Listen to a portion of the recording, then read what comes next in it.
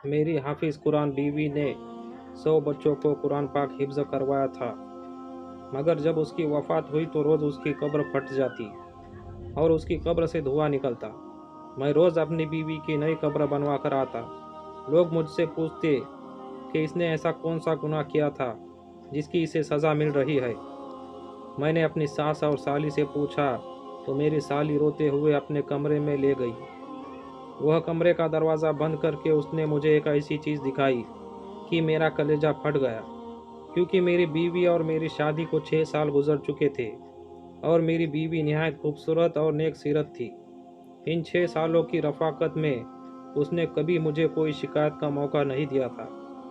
میری بیوی حافظ قرآن تھی اور شادی سے پہلے اس نے 100 بچیوں کو قرآن مجید حفظ کروایا تھا، جس کی وجہ سے مجھے ہر وقت یہی سوچ کر خوشی ہوتی تھی کہ میری بیوی کی صرف دنیا ہی نہیں بلکہ آخرت بھی آسان ہوگی، اور یہ یقیناً میرے بچوں کی بھی اچھی تربیت کرے گی۔ ہم دونوں میاں بیوی کو بچوں کا بہت ہی شوق تھا، مگر شادی کو اتنا وقت گزر جانے کے بعد بھی ہماری اولاد نہیں ہوئی تھی۔ اب میں مایوس سا ہونے لگا تھا، اور ایسے موقع پر عموماً لڑکیاں سب سے زیادہ نا امید اور دل برداشت ہونے لگتی ہے، مگر میری بیوی اپنی اداسی ظاہر نہیں کرتی تھی اور صبر سے وقت گزار رہی تھی۔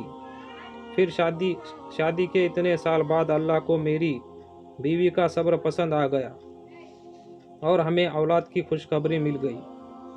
میں ان دنوں بہت خوش تھا اور اپنی بیوی کا بہت زیادہ خیال رکھ رہا تھا، کیونکہ ڈاکٹرز کا کہنا تھا کہ میری بیوی کو بہت ہی احتیاط کی ضرورت ہے۔ میرا بس نہیں چلتا تھا کہ میں اپنے بیوی کو بستر سے نیچے اترنے دوں۔ ہماری وہ زیادہ احتیاطی اور دعاؤں کے باعث اللہ تعالیٰ نے ہمیں صحت مند اور پیارا سا بچہ دیا، مگر وہ بچہ پیدا ہوتے ہی میری بیوی کی طبیعت ایک دم سے بگڑ گئی تھی۔ میں نے ایسا تو بالکل نہیں سوچا تھا کہ بچہ ہوتے ہی میں اپنے بیوی کو کھو دوں گا۔ اپنی بیوی کی طبیعت کا سن کر میں نے اللہ سے اس کی زندگی کی بہت دعائیں مانگی، مگر میری دعائیں رد ہو گئی اور میری بیوی اللہ کو پیاری ہو گئی۔ میں غم میں بے حال ہو رہا تھا۔ سب جاننے والے میرے لیے افسوس کا اظہار کر رہے تھے۔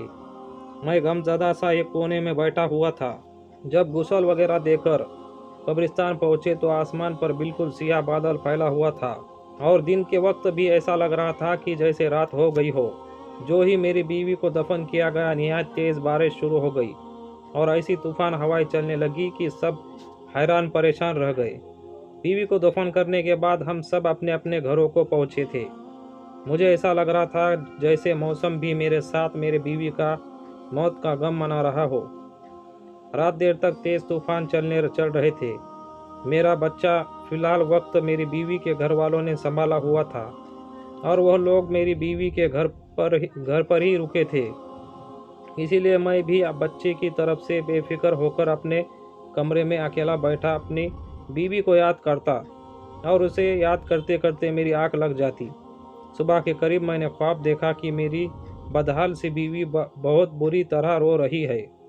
اپنی بیوی کو اتنی بری طرح روتا دیکھ میں تڑپ اٹھا تھا اور اسی وقت میری آنکھ کھل گئی۔ باہر طوفانی بارش اور ہوائیں اب تھم چکی تھی اور آسمان بھی صاف ہو چکا تھا۔ اب مجھے خواب پریشان کر رہا تھا۔ میں نے ہمیشہ اپنی بیوی کو ہنستے اور مسکراتے ہوئے ہی دیکھا تھا۔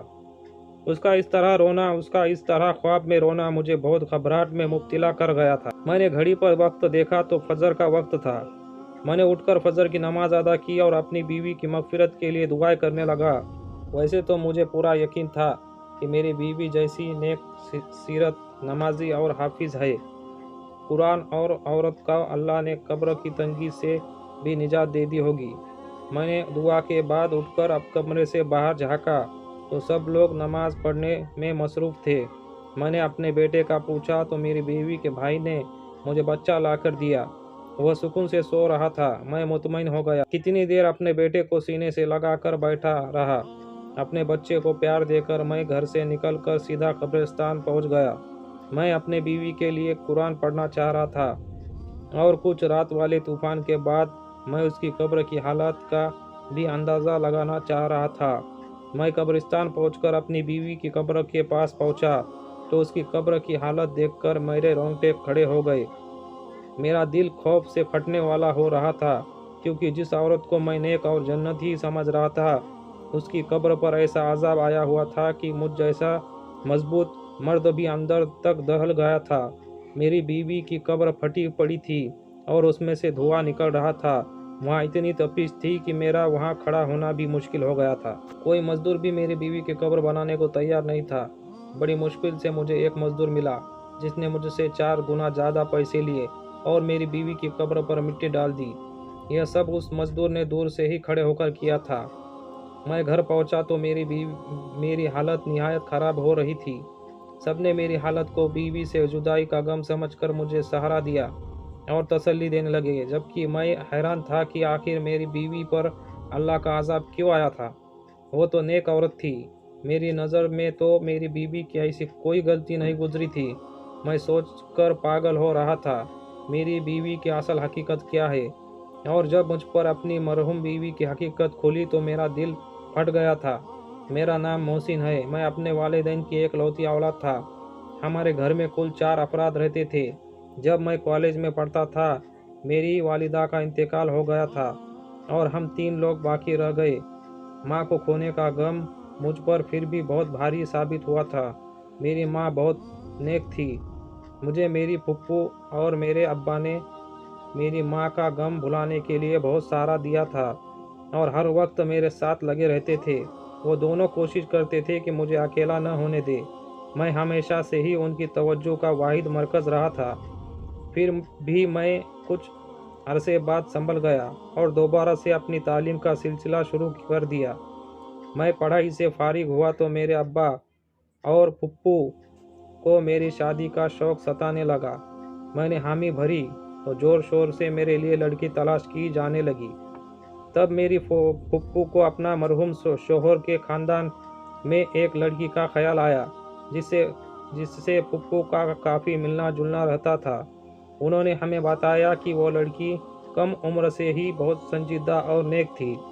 उसके वालिदैन नहीं थे और वह दोनों बहनें थीं और सिर पर एक छोटा भाई था। उसने बहुत बहादुरी से हालत का मुकाबला किया था और अपने दोनों बहन भाई को अकेले पाला था। हालांकि वह खुद भी बहुत बड़ी नहीं थी। वह नमाजी और हाफिज कुरान थी। घर में बच्चियों को कुरान मजीद भी पढ़ाती थी और उसके दिए हुए कुरान तावीज़ में बहुत असर था, जिसकी वजह से वह थोड़ा बहुत कमाकर अपना घर चला रही थी। मैंने यह सब सुना तो बहुत खुश हुआ। मैंने उसे देखे बिना ही उसके लिए हामी भर डाली। फुप्पू मेरी पहली फुर्सत में ही उसके ख़ानदान के बड़ों से मशवरा करने मेरा रिश्ता उस लड़की से तय कर दिया और जल्द ही भी तय कर दिया और मेरा रिश्ता तय हुआ। मेरी बीवी ने यह शर्त रखवाई कि वह बाद में भी अपनी बहन की शादी होने तक और भाई की तालीम पूरी होने तक उन दोनों की माली इमदाद करती रहेगी। मुझे इस बात से कोई एतराज़ नहीं था, बल्कि मैंने सोच लिया था कि अगर मुझसे भी कोई मदद हुई कर दिया करूँगा। रिश्ता तय होने के बाद हमारी शादी कर दी गई। मैंने अपनी बीवी को देखा तो उसका असीर हो गया। वह न सिर्फ सीरत की मालिक थी, बल्कि बहुत खूबसूरत भी थी। उसके साथ चंद दिन रहकर ही मैंने उसके बहुत करीब हो गया था।